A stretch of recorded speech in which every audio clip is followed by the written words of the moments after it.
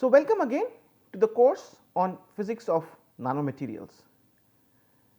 Let us continue our discussion on the fabrication processes which are used to obtain nanoparticles. In the previous lecture, I gave you an introduction to the concept of top down and bottom up approaches to obtain nanoparticles. So, let us proceed further and start seeing some of these processes in detail.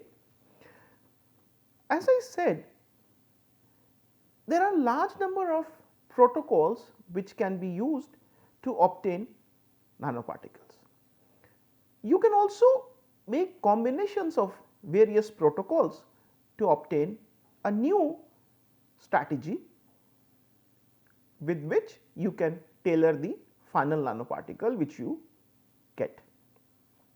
So, within the time allotted for this module, it is practically impossible to deal with all the synthesis protocols which are being routinely used, but we will try to give you some of the important ones so that you can understand the basics, and then using that knowledge you will be able to understand any other synthesis protocol which is discussed in front of you at various points or in different forums.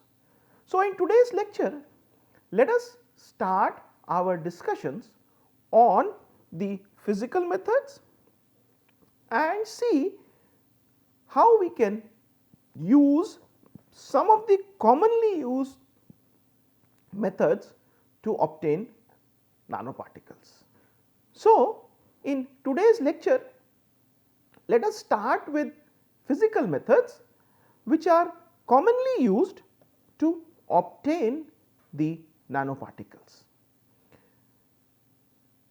You will find that these are some of the techniques which are used, and when you go through the books or the available literature, you will find various advancement in these techniques are also discussed or reported routinely, but the fundamental remains the same. So, we will start with basics and try to explain some of the important features which you should understand, and following that understanding you will be able to build your own knowledge on any of the techniques which are used to obtain nanoparticles.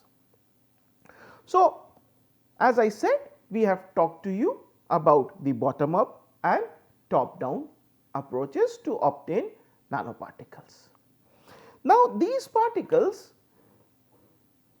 at the end are going to be used in some applications. So, you can have different types of protocols, but the end aim remains the same, that you have to have particles which have at least one of the dimensions in the range of 1 to 100 nanometers, and then use those materials to develop new technologies or devices. Some of the commonly used top down approaches which you will see in this lecture or in subsequent lectures are mechanical methods or lithographic methods, and the bottom up approaches would be based on evaporation processes, sputtering or ablation techniques. We will also talk to you about the chemical vapor deposition, commonly known as CVD, electrolytic deposition, sol gel, microemulsions, pyrolysis, precipitation, co-precipitation and hybrid techniques.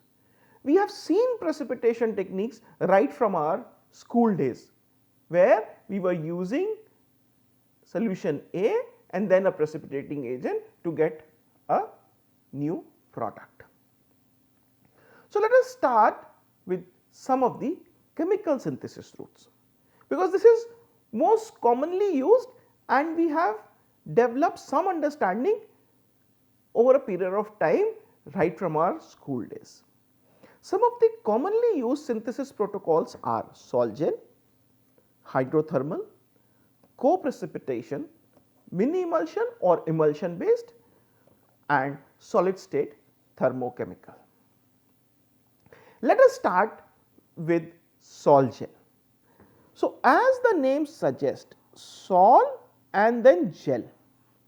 So, it is a two-step process. You have a formation of sol and then you have a formation of gel, and then you react these two together and then you get a final product. So, it basically involves the transformation of sol, which is a colloidal suspension of particles.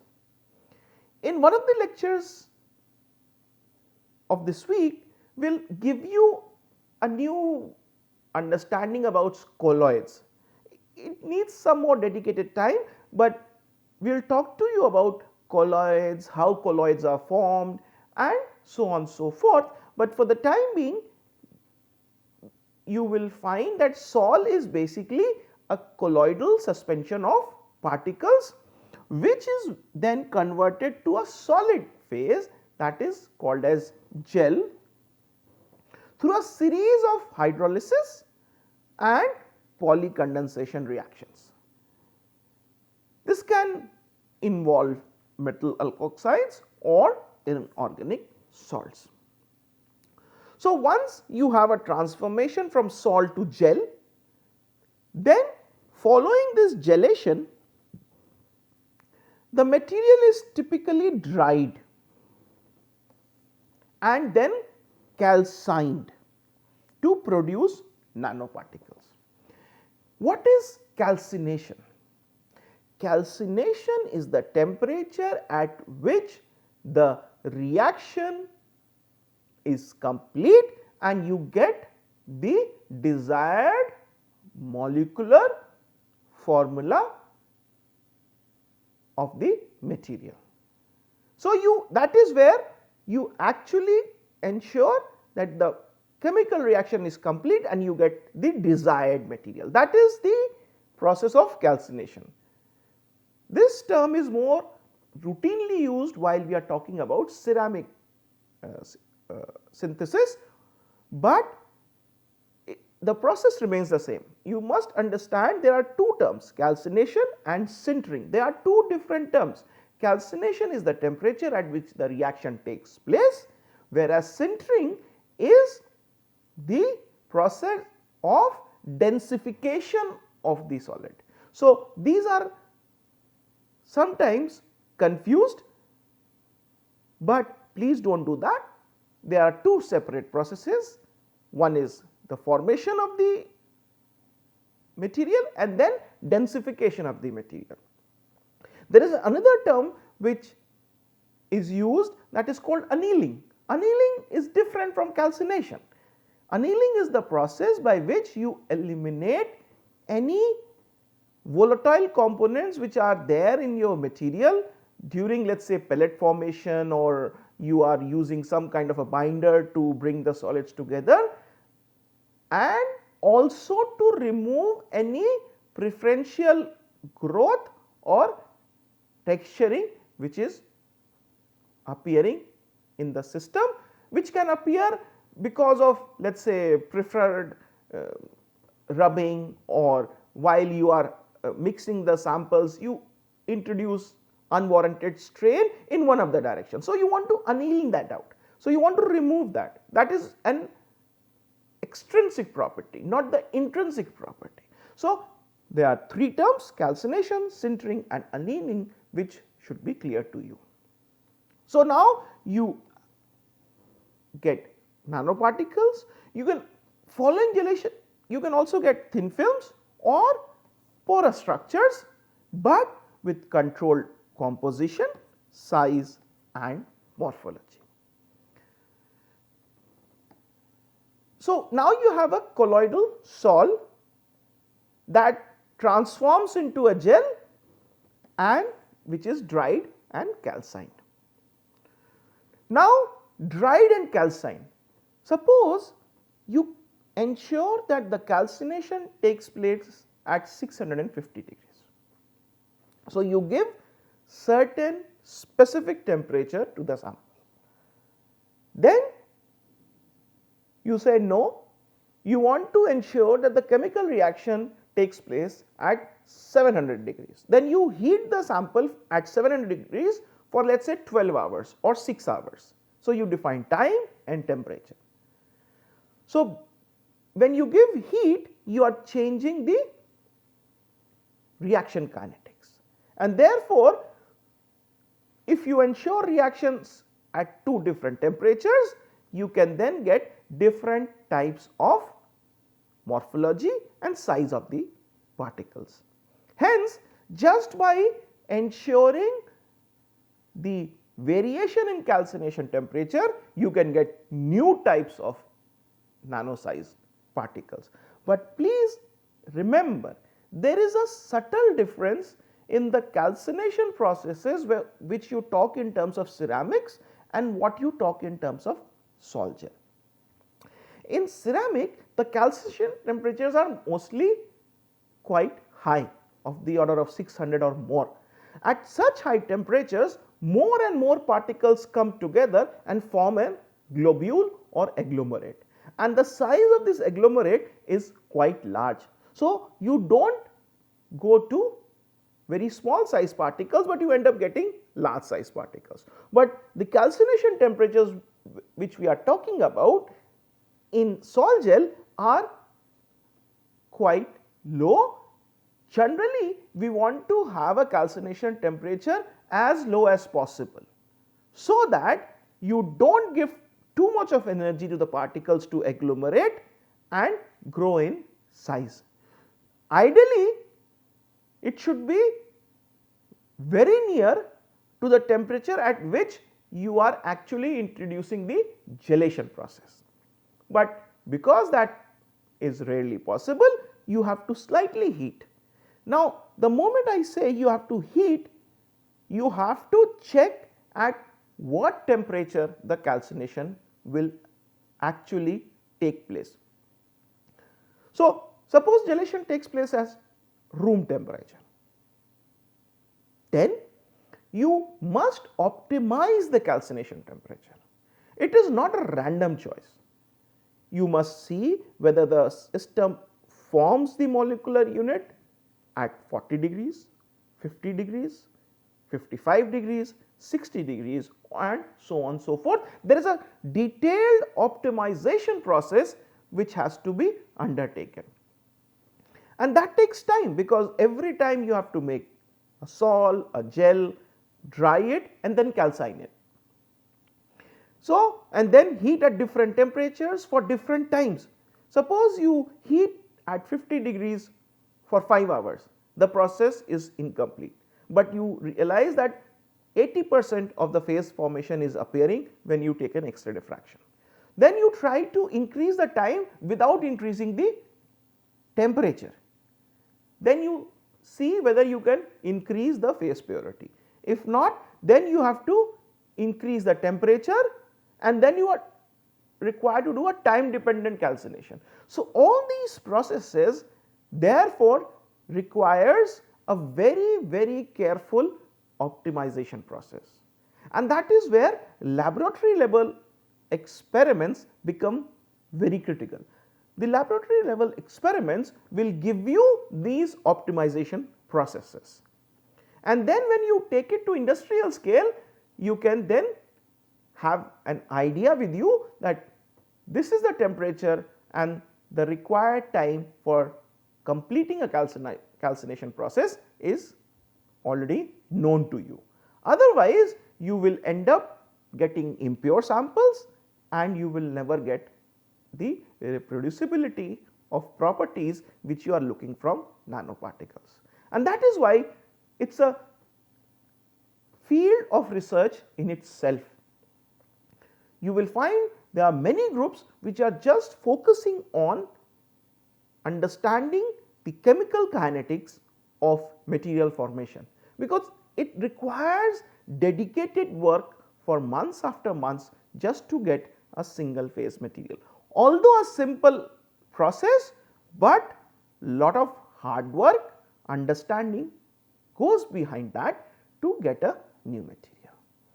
So, then you can ensure that the calcination takes place at relatively low temperatures, and in addition to temperature you can also control parameters like pH and solvent type, which also have significant impact on the chemical reactions of the solution with which you started the two reactions. Because if solution A and solution B are not reacting at all at a given pH, then it will never give you the desired material. So, you have to optimize these additional parameters also. But once you optimize all these processes, then I know if I ensure that the temperature of reaction remains same, then the time up to which I am going to react the material remains the same. You have the pH of the solution or the solvent type which I am going to use while making the solution remains the same, then I can get monodispersed and chemically homogeneous nanoparticles. So, it is a simple process, but you have to optimize the overall parameters to ensure that you can synthesize important materials on routine basis and you can scale up. Important materials like silicon dioxide, titanium dioxide, zirconium oxide or tin oxide. These are routinely used nano oxides, but they have enormous applications.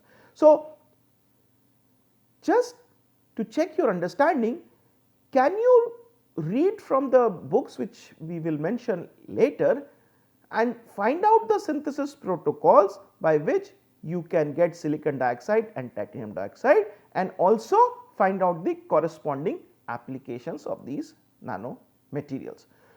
You will see that basically what you will find that you have a precursor per solvent, then you have sol formation, you have the connected porous structures, then you can either go for supercritical drying, thermal drying or freeze drying, but at the end you will get the desired nanoparticles.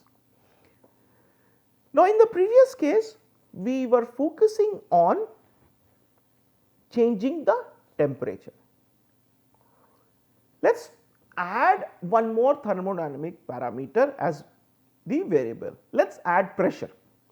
So, now we have a solution based method where temperature and pressure both can be varied, and this is called hydrothermal method. So, you can vary both pressure at which the reaction takes place and the temperature at which you are going to induce the reaction to occur. This is just like you are talking about reactions taking place in an open container, and in the second case you are talking about reaction taking place inside a pressure cooker. So, the reactions will take place inside an sealed autoclave. So, it is a system which can sustain high pressures, it is sealed, does not allow the release of pressure up to the safety limit. Beyond that it has a release valve. You can increase the temperature of this autoclave in up to 100 to 200 degrees routinely, but now you are also getting autoclaves with designs and materials used to make the vessel that can sustain temperatures up to 300 degrees and very high pressures also. And you can use water or aqueous solutions as solvent. Now, when you have these two parameters as variables, you know that the solubility and reactivity of materials are significantly changed. And once the reactivity changes, you can promote crystallization of these materials directly from the solution phase without the requirement of going into higher temperature calcinations. And that gives you the process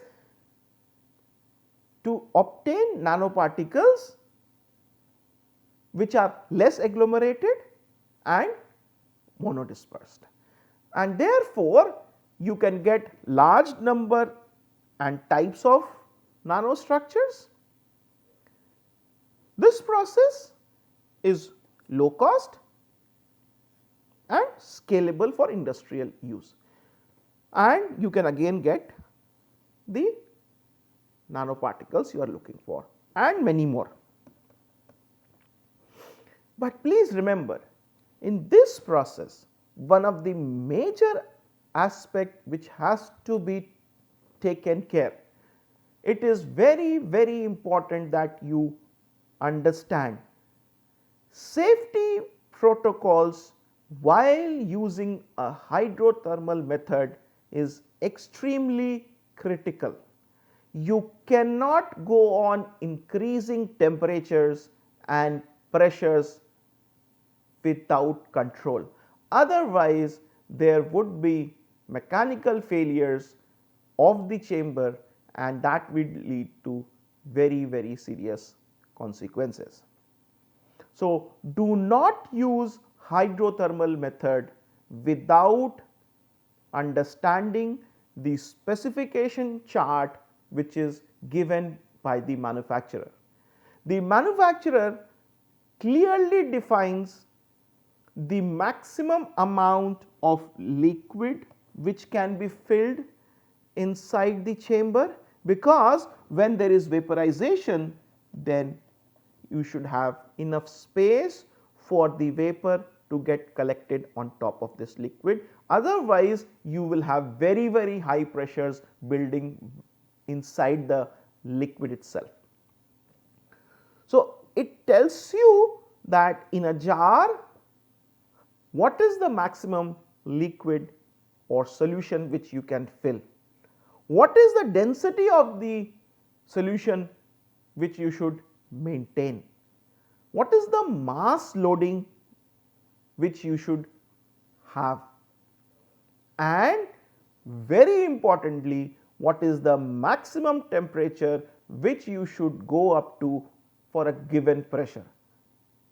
It is not random, never do that. It will lead to very serious consequences, and that will then either damage the equipment, or it can also lead to serious damage to the user as well as to the space in the laboratory where such experiments are being carried out. And therefore, you must have very clear understanding, and that is where experts only operate hydrothermal methods. Then comes the process of co-precipitation. So, we have used co-precipitation techniques right from our school days. So, it is basically a simple and widely used technique. You had a solution and then you were using precipitate agent to get the final product. So, you have a precipitating agent, but co-precipitation is a step further. It means that if you have, let us say for example, you are talking about co-precipitating two samples or two elements which actually precipitate at different pH. Then you will never be able to get them coming out as a single precipitate, you will have phase separation. So, you have to ensure that both these samples they come out at the same time. So, this is called co-precipitation. Or if you have the case where the two ions are going to precipitate out at very different pH, then you have to induce the precipitation process at a very fast rate, and that is called as forced co-precipitation. So, this is what you must ensure, that if you are talking about precipitation techniques and you want to, for example, make barium carbonate or barium titanium carbonate, then you must ensure that you know the solutions which have similar pH values. So, when they mix, they are homogeneously mixed, and then you use a desired precipitating agent which can extract these atoms together, and then they give you a molecular unit. So, it gives you a process which can be undertaken at relatively low temperatures, but as I said, it is significantly impacted by the pH, temperature, concentration and stirring rate. That means, if you are not homogenizing the material, then two systems, that is two solutions containing the ions, may be phase separated, and you may not be able to precipitate them out as the single phase material which you want. But if you can control that, you can ensure uniformity and repeatability, and you can get large number of nanoparticles. Then comes emulsion based techniques. So, what do? You are going to make nanoparticles from nanoscale emulsions. So, what do? It is basically also called as oil in water phase. So, you have two phases, an oil phase and a water phase. So, if you talk in this term, this is basically an oil phase which has an hydrophilic surface and a hydrophobic surface. Then if you, and then you have a water phase around it. So, hydrophilic phase would be attaching to the oil phase, and hydrophilic would be attaching to the water, and then the reaction will take place at the interface. So, you have both diffusion controlled and reaction controlled processes taking place. So, you have an oil phase around which there is a water phase.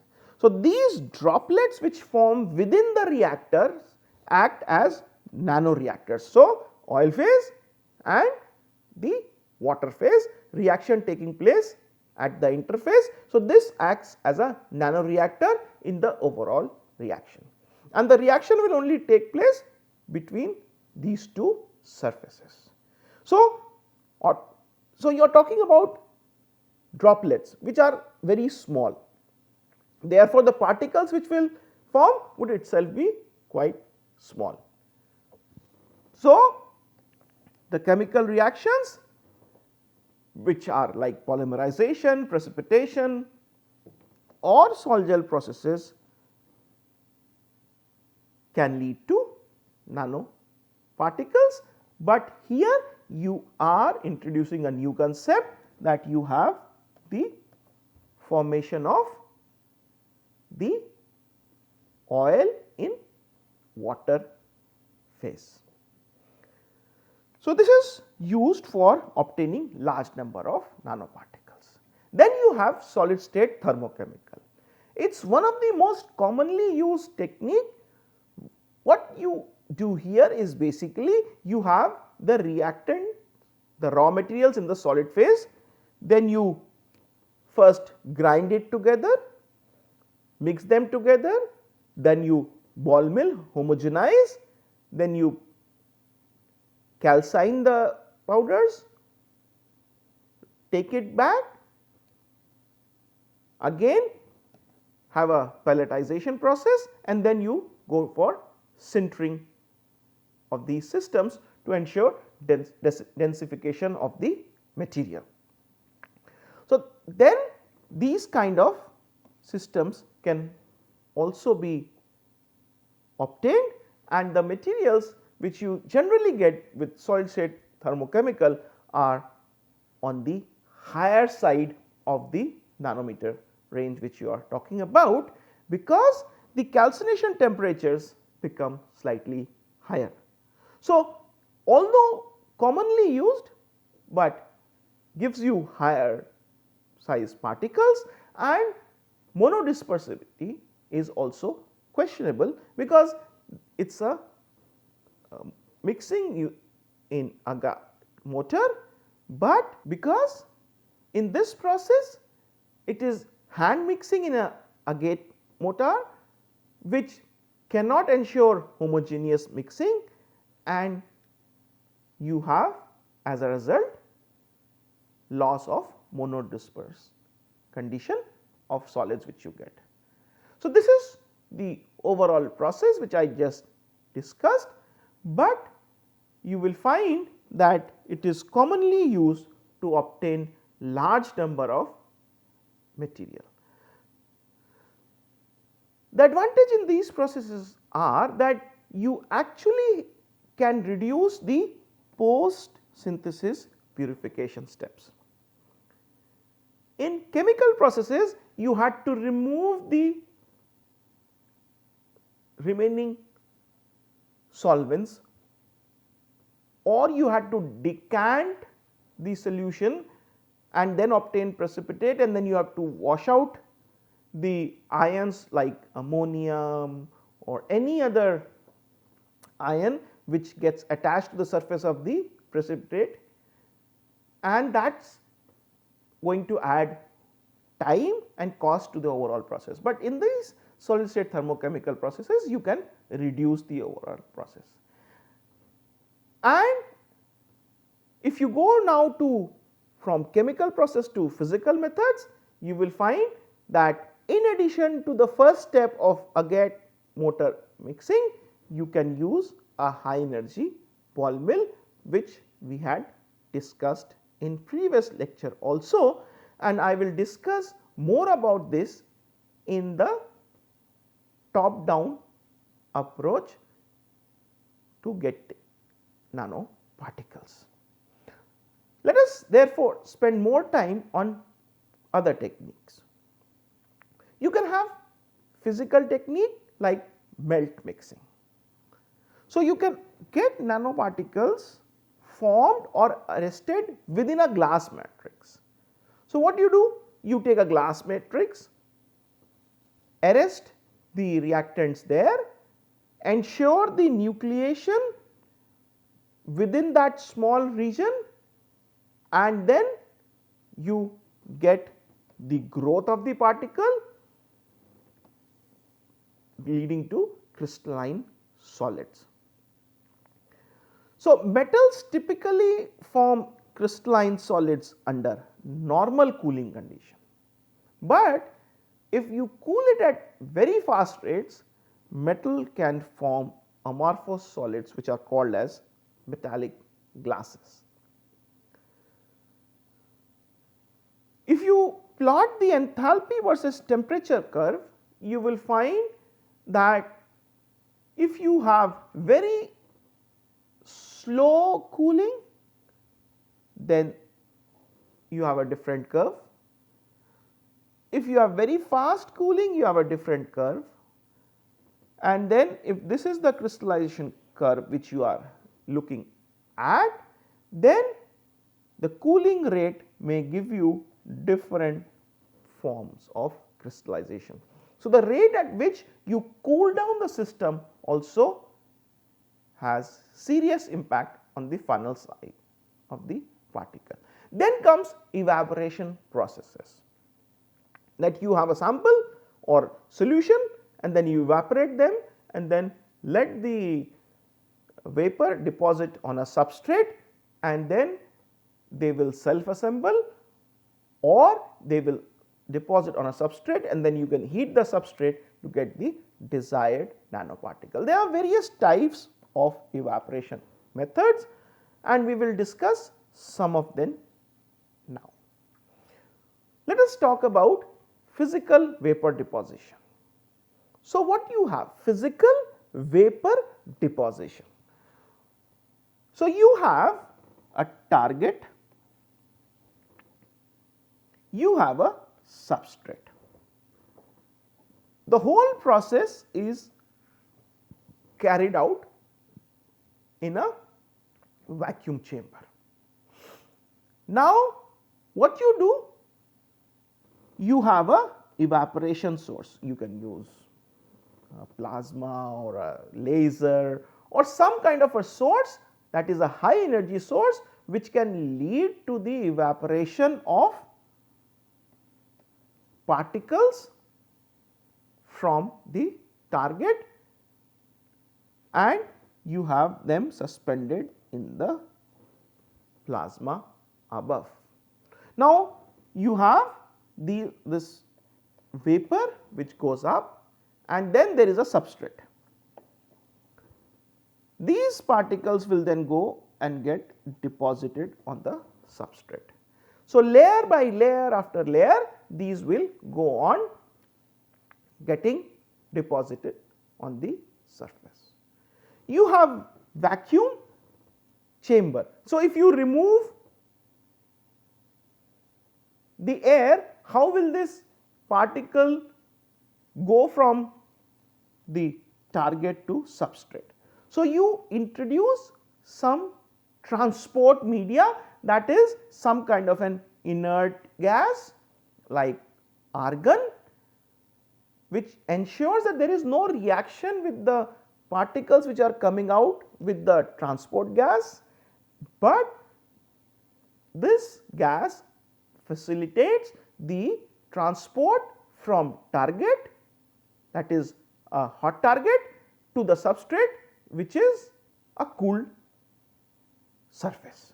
So, you have the chamber filled with inert gas, not normal air, because otherwise you will have oxygen, nitrogen in normal gas which will react with particle, or they have a capacity to react, and you can find that if you do that you can form formations of oxynitrates or oxides. So, you have to have this additional requirement. Design is very simple: inlet and outlet of the gas and a target and the substrate which is placed on two of the electrodes. Now, you can get the substrates which are having these particles deposited on them.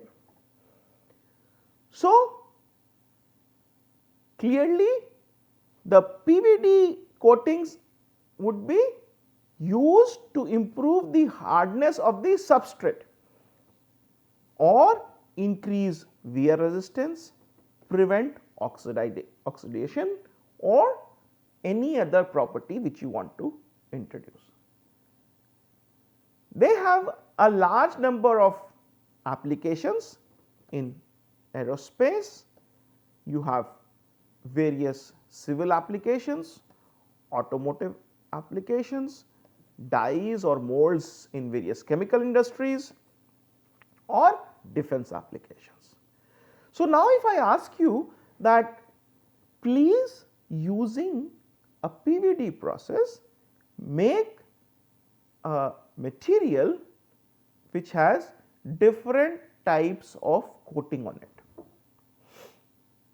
What will you tell me? You can immediately tell me it is a very simple process, no problem.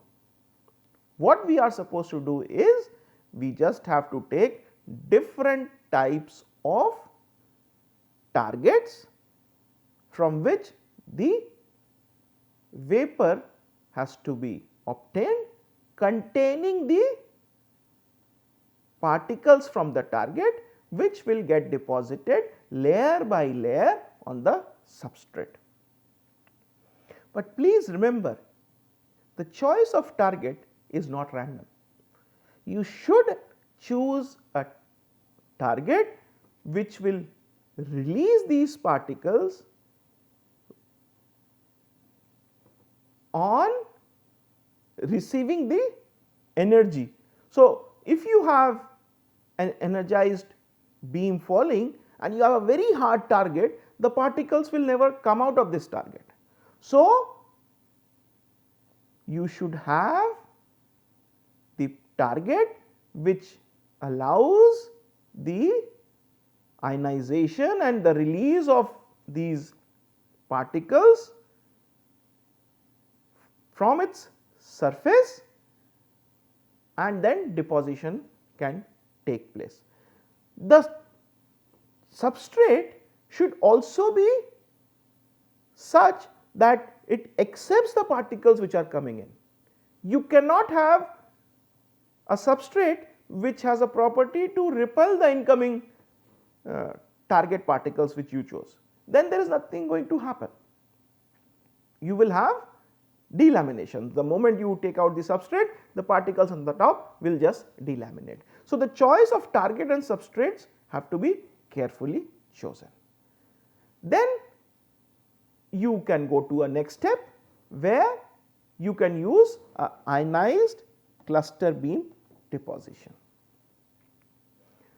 So, here the name suggest ionized cluster beam deposition. It looks to be a very complicated process, but it is a very simple process. So, you have an electron beam and you have a ion source. What will happen? The setup includes a source of evaporation, that is a nozzle, an electron beam ionizer, an accelerating system and a substrate, all placed within a vacuum chamber, and the substrate heater is also there, so that you can improve the activation of the substrate, and it is in a agitated state, so that it can receive the particles. So, then small clusters are formed by the expanding molten material vapor through a fine nozzle.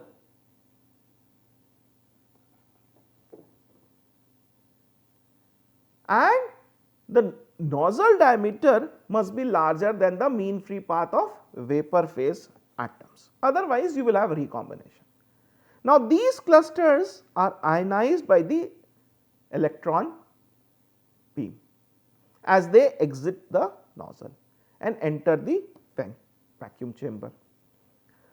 Now, once they are ionized, you can apply a accelerating voltage that directs the ionized clusters towards the substrate, and you get the deposition of these clusters on the substrate to get the desired nanoparticles. So, this is again a simpler way to understand the whole process. So, as a result, what happens? Any species capable of overcoming the accelerating field can potentially become part of the thin film, including unintended particles. So, you must ensure that you maintain the source which is pure and nothing is coming out in the path as an impure particle. So, now let us take a step further. Now we say we want to have a very focused beam and we want to ablate the sample. So, if you want to ablate a sample, let us take a laser vaporization or laser ablation technique. Again same process, earlier what we were doing? We were having a source. Now you have a very focused high energy beam and you are ablating samples. So, you have focused illumination, that is acting as the source. So, what are the processes which you think would be there? The whole process will take place inside a vacuum chamber. You will have a laser beam acting as the source, you will have the elimination of atoms or particles from the target, and that would form a plume, and that plume will then carry on these particles or atoms on the substrate, which will get deposited. So, this is the whole process which you will be able to understand without even looking at the figure, because the concept remains the same.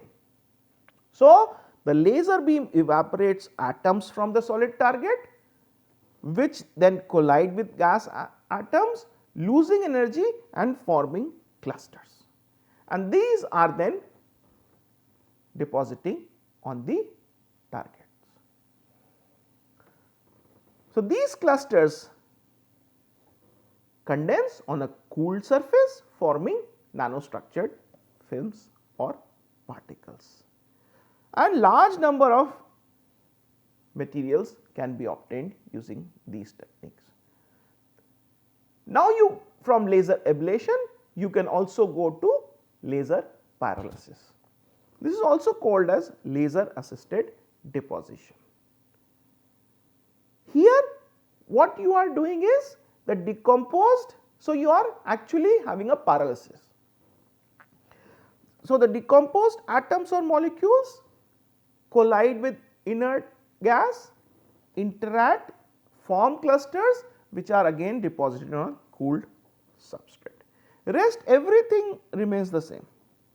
Here you have the reaction chamber and rest of the system is basically similar to what you were discussing earlier. Then you take a step further. Now, you say we want to sputter something. So, you have an injection of the beam and then you have taking out the sputtered atoms. So, you can have sputter deposition, which is commonly used for thin film technique. Here films with same composition as the target material are used. So, the target material can be an alloy, ceramic or anything else, and it is effective for creating non-porous but compact thin films. You can have, by controlling the sputtering time, you can have multi-layered films which are used, for example, in optical mirrors, or you can have magnetic films used in spintronics. This is a typical process of sputtering. The figure remains exactly the same, it is only what are we looking at. So, here the target is at the top, the substrate is at the bottom, and what you do when the ion target interaction takes place, then the ions hits the target surface, they may cause collision cascades, formation of vacancies or interstitials, but resulting in emission of photons and electrons and target atoms, and these are then deposited on the substrate. So, I hope you understood some of the commonly used techniques to obtain thin films or clusters or small sized nanoparticles using some of the chemical as well as other physical techniques. You can read more about these techniques from these references, and after today's lecture, it must be clear that each technique offers specific control over structure, purity and scalability. In addition, you must remember that the choice of synthesis protocol depends on the type of material you are targeting to achieve, the application of those materials, and what are the processing conditions you can actually obtain within the limits that are set in a lab or in an industry. So, I thank you for attending the third lecture of week 3. Thank you very much.